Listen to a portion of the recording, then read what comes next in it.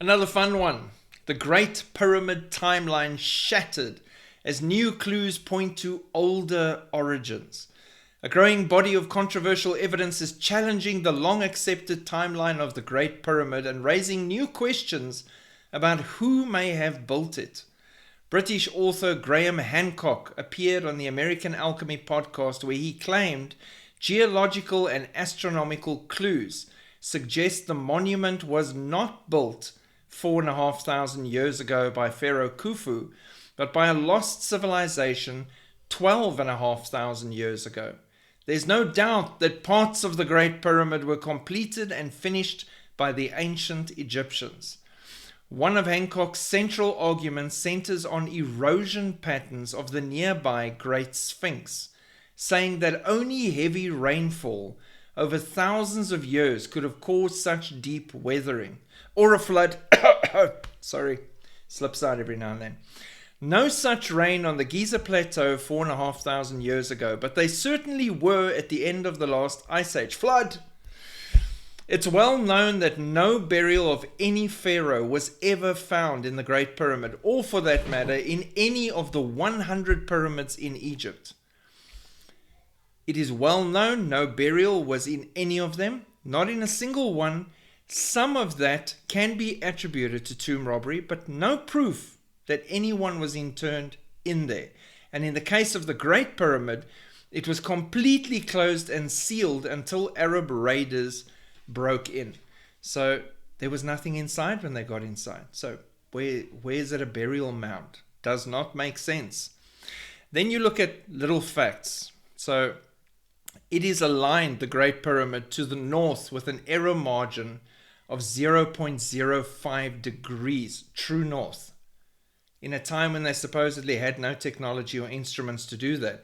Only possibly to be accurately measured today using advanced instruments and satellites, figuring out where true north is. But they did it down to a margin of error of 0.05 degrees for a tomb.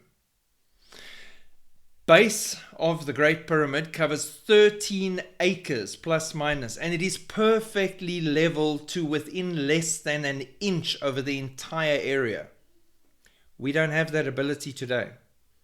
Stones fitted so precisely that some of them you can't fit a razor blade between them, and they are angled and curved joints, perfectly fitted, carried and dumped by slaves.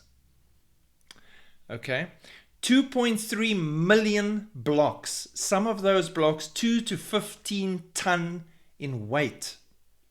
The height to base ratio is perfectly pi. Made by slaves out in the desert.